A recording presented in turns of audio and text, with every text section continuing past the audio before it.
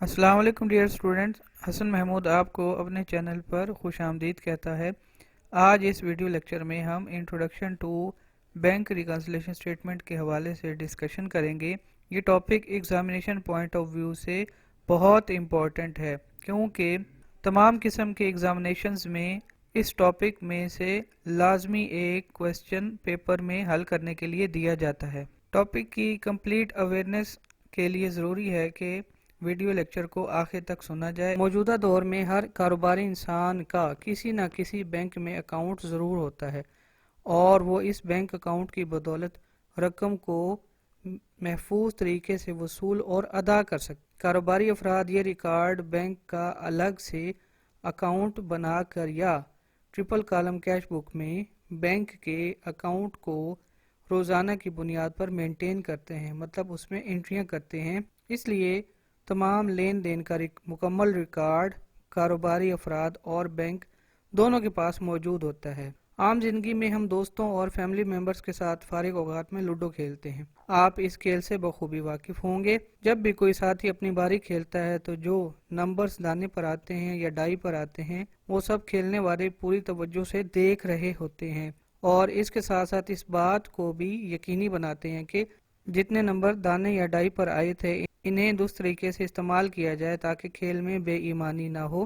بالکل کاروبار میں بھی ایسے ہی کاروباری افراد اس بات کی پوری کوشش کرتے ہیں کہ جو کیش کا بیلنس ان کے ریکارڈ میں ہے وہی بینک کے ریکارڈ میں بھی ہو، لیکن ایسا بہت کم ہوتا ہے۔ اس لیے کاروباری افراد ہر منتھ کے آخر پر ایک ایسا گوشوارہ تیار کرتے ہیں جو کاروبار میں بنائی گئی کیش بک کے بیلنس اور بینک کے پاس موجود رقم کے بیلنس میں فرق کو معلوم کرنے کے ساتھ ساتھ اس کے فرق کو بھی ختم کرتا ہے۔ اس لیے اس گوشوارے کو بینک ریکنسیلیشن اسٹیٹمنٹ کہا جاتا ہے۔ اب سوال یہ پیدا ہوتا ہے کہ یہ فرق آتا کیوں ہے؟ تو اس کا سادہ سا جواب یہ ہے کہ اس کی دو بنیادی وجوہات ہیں جن کی وجہ سے بیلنس میں فرق آتا ہے۔ ان میں سے ایک وجہ یہ ہے کہ جب دونوں پارٹیز، چاہے وہ بینک ہو یا کاروباری ادارہ ہو، ان میں سے کوئی ایک بھی کسی ٹرانزیکشن کو اپنی کتابوں میں نہ لکھے، اور دوسری وجہ یہ بھی ہو سکتی ہے کہ غلط رقم سے ٹرانزیکشن کو ریکارڈ کیا جائے۔ یہ ایرر بزنس کی طرف سے بھی ہو سکتا ہے اور بینک کی طرف سے بھی ہو سکتا ہے۔ کسی بھی سوال کو حل کرنے کے لیے آپ کو یا تو کیش بک کا بیلنس دیا جائے گا یا بینک کا بیلنس دیا جائے گا، یعنی بینک سے اسٹیٹمنٹ لی جائے گی۔ سوال کو درست طریقے سے حل کرنے کے لیے ضروری ہے کہ آپ بیلنس کو بآسانی پہچان سکیں۔ اس میں کوئی راکٹ سائنس نہیں، بس سادہ سے اصول ہیں، وہ سمجھ لیں تو یہ بات خود بخود آپ کو یاد بھی ہو جائے گی، آپ کو رٹا لگانے کی ضرورت نہیں رہے گی۔ سب سے پہلے ہم کیش بک کے بیلنس کے بارے میں بات کرتے ہیں۔ اس میں عام طور پر لکھا ہوتا ہے bank balance as per cash book, یا لکھا ہوتا ہے bank balance as per business record, یا لکھا ہوتا ہے bank balance as per depositor record. ان تینوں کا مطلب یہ ہے کہ ہم یہ بیلنس کیش بک میں سے دیکھ رہے ہیں۔ کیش بک کا یہ بیلنس فیوریبل ہو سکتا ہے۔ فیوریبل مطلب ڈیبٹ بیلنس۔ ڈیبٹ بیلنس کا مطلب ایسی رقم ہے جو آپ کی اپنی ہے، جسے آپ نے خود بینک میں ڈپازٹ کروایا ہوا ہے، یہ آپ کسی بھی وقت بینک سے نکلوا سکتے ہیں۔ اس کے مقابلے میں انفیوریبل یا اوور رن بیلنس ہوتا ہے، اسے کریڈٹ بیلنس بھی کہا جاتا ہے۔ کریڈٹ بیلنس سے مراد ایسی اماؤنٹ ہے جو آپ کے اکاؤنٹ میں تو موجود ہے لیکن آپ کی اپنی نہیں ہے۔ یہ رقم بینک نے آپ کو کچھ وقت کے لیے ادھار دی ہے، جسے آپ نے سود کے ساتھ بینک کو واپس کرنا ہے۔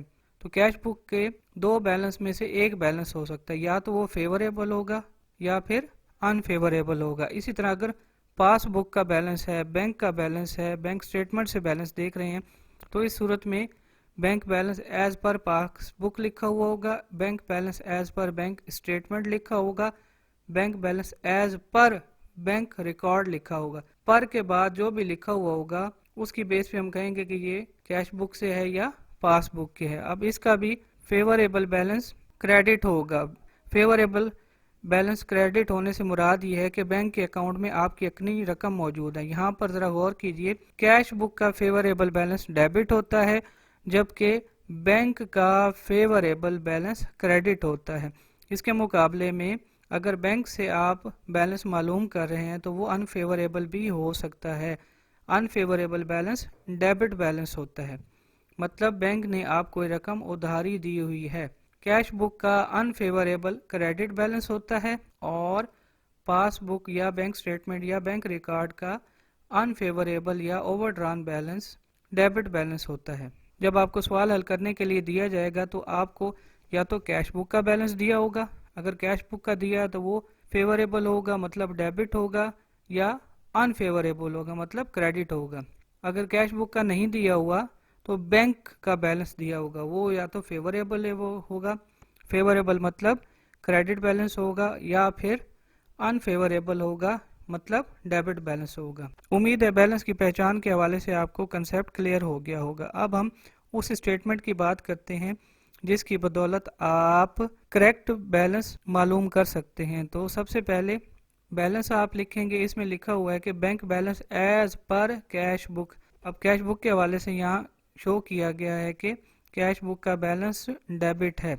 स्टूडेंट्स को एड लेस के हिसाब से सवाल समझाया जाता है, तो यहाँ पर ऐड वाली साइड पर हम सारे डेबिट वाले आइटम्स लिख देंगे। मिसाल के तौर पर अनप्रेजेंटेड चेक यहाँ शो किया गया है।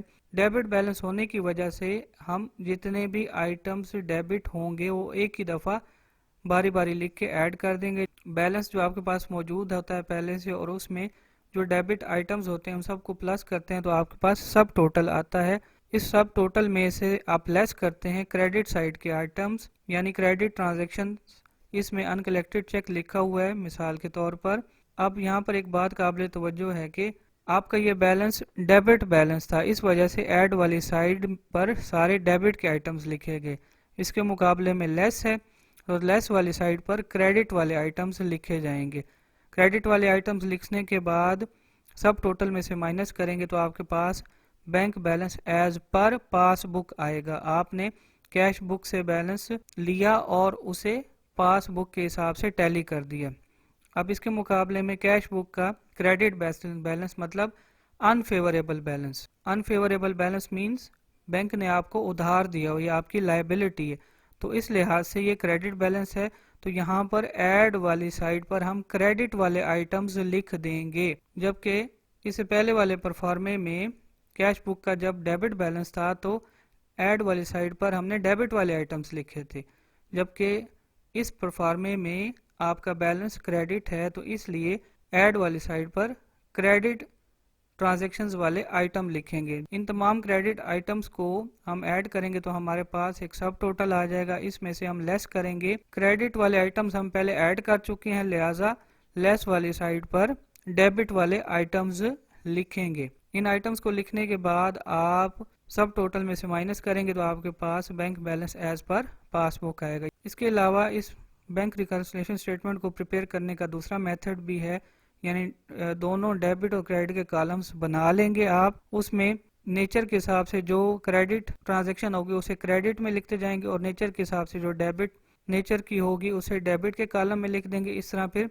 दोनों साइडों का टोटल करेंगे और दोनों साइडों में से जो साइड कम होगी उसमें बैलेंस सीडी के तौर पर डिफरेंस लिख देंगे, यानी उसे हम bank balance as per bank statement कहेंगे। ये बिल्कुल ऐसा ही है जैसे आप लेजर्स बनाया करते थे। अब हम बात करेंगे इम्पोर्टेंट कंसेप्ट के हवाले से कि बुक्स ऑफ बिजनेस और बुक्स ऑफ बैंक्स के हवाले से जब आप पैसे बैंक में जमा कराते हैं तो आप अपनी किताबों में बैंक के अकाउंट को डेबिट करते हैं, जबकि बैंक आपके अकाउंट को क्रेडिट करता है। इसके मुकाबले में जब आप बैंक से पैसे निकलवाते हो कि क्रेडिटर को पेमेंट करने के लिए, एक्सपेंसेस को पे करने के लिए, तो बैंक के अकाउंट को आप क्रेडिट करते हैं, जबकि बैंक आपके अकाउंट को डेबिट करता है। तो इसका मतलब है कि जब भी आपके बैंक के अकाउंट को क्रेडिट किया जा रहा होता है बैंक में तो आपके बैलेंस में इजाफा होता है, और जब भी बैंक में आपके अकाउंट को डेबिट किया जा रहा होता है तो इससे आपके बैलेंस में बैंक में कमी होती है। तो यहाँ पर हम डेबिट और क्रेडिट के हिसाब से बात करेंगे, इसलिए डेबिट और क्रेडिट के कंसेप्ट को क्लियर करने की कोशिश की गई है। टॉपिक के हवाले से आपके क्वेश्चंस और कीमती तजावीज़ का कमेंट सेक्शन में इंतज़ार रहेगा। आपने अपना कीमती वक्त दिया, मैं आपका बहुत मशकूर हूँ। अल्लाह हाफिज़।